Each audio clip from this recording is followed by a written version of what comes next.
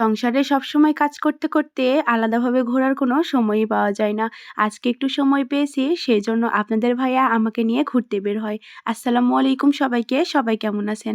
আশা করি সবাই অনেক ভালো আছেন। আলহামদুলিল্লাহ আমরাও অনেক ভালো আছি। আমার অনেক বেশি ঘুরতে ভালো লাগে, আর সেটা যদি হয় প্রিয় মানুষদের সাথে তাহলে তার কথাই নেই। আমরা রেডি হয়ে চলে যাই কাকুদের বাসায়, আর কাকুকে সাথে নিয়েই চলে যাই আরেক ভাইয়ের বাসায়। সেইখানে ভাইয়া আর ভাবি রেডি হয়েছিল, সবাইকে নিয়ে আমরা বেরিয়ে পড়ি। সবাই মিলে কোথাও ঘুরতে যাওয়ার মজাই কিন্তু অন্যরকম, তাই না?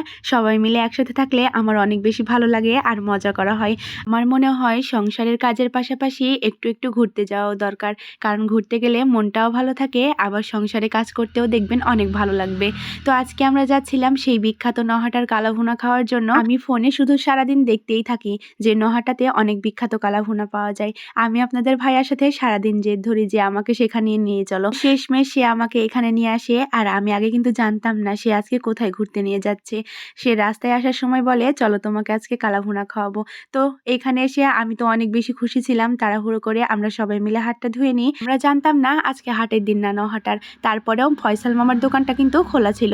আমরা এসেই দেখি কড়াইতে গরম গরম মাংস রান্না করা হচ্ছে। দেখেন মাংসর কালারটা কি সুন্দর, মাশাআল্লাহ, তাই না? আমার তো গিয়ে অনেক বেশি খিদা পেয়ে যায়। খাবারের অর্ডার দিয়ে হাত মুখ ধুয়ে এসে বসে যাই, আর এই অন্যদিকে আমাদের জন্য খাবারগুলো বাড়া হচ্ছিল। গরম গরম ভাত, আর তার সাথে গরম গরম গরুর কালাভুনা। এরকম কালাভুনা হলে আর কি লাগে বলেন? আমার তো আর কিচ্ছু লাগে না ভাই। আমি এই কালাভুনা হলে এক প্লেট ভাত একদম খেয়ে ফেলতে পারবো। সব সময় লাকড়ির খড়িতে এই কড়াইয়ে করে মাংস জাল দিতেই থাকে, আর তারপরে হয়ে যায় কালাভুনা। এই কালাভুনা দেখে জানেন আমার ছোটবেলার কথা মনে পড়ে গিয়েছিল।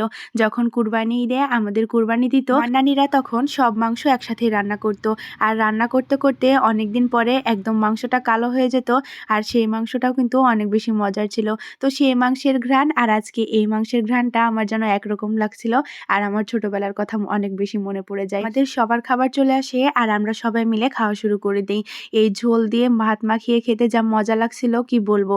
আপনারা কিন্তু একবার যেয়ে ট্রাই করে দেখতে পারেন। মাংস, ভাত, তার সাথে কাঁচামরিচ, পেঁয়াজ, টমেটো, লেবু এইসব সালাদ হিসেবে তারা আমাদেরকে দিয়েছিল। ফয়সাল মামার দোকানের খাবারটা যেমন মজা, তাদের ব্যবহারটাও কিন্তু অনেক বেশি ভালো। তারা আমাদেরকে এসে এসে জিজ্ঞাসা করছিলেন কি লাগবে, আমাদের কি কোনো সমস্যা হচ্ছে, এই সব কিছু। আমার তো তাদের ব্যবহারটা অনেক বেশি ভালো লেগেছে। যদি আমি কোনোদিন তাদের দোকানে আরো একবার যাই, আমি শুধু তাদের ব্যবহারের জন্যই যাব। দেখেন আপনাদের ভাইয়ার কাণ্ড, সে হাড্ডি অনেক বেশি পছন্দ করে, আর হাড্ডি পেয়েছে, সে হাড্ডি খেতে বসে গেছে। আমরা খাওয়া দাওয়া শেষ করে হাত মুখ ধুয়ে চলে আসি। আঙ্কেল আমাদের জন্য কোক নিয়ে আসে, তো আমরা সবাই মিলে ভাগাভাগি করে কোক খাচ্ছিলাম।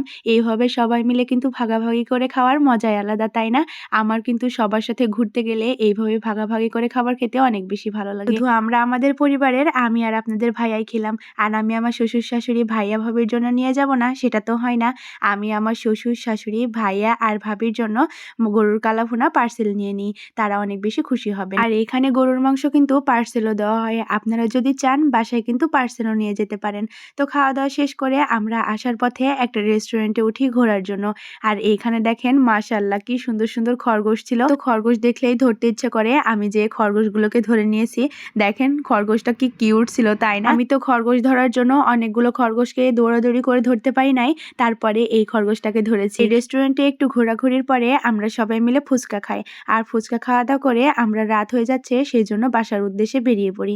আজকের ভিডিও এ পর্যন্তই। ভিডিওটা কেমন হয়েছে অবশ্যই কমেন্টে জানাবেন। আল্লাহ হাফেজ সবাইকে।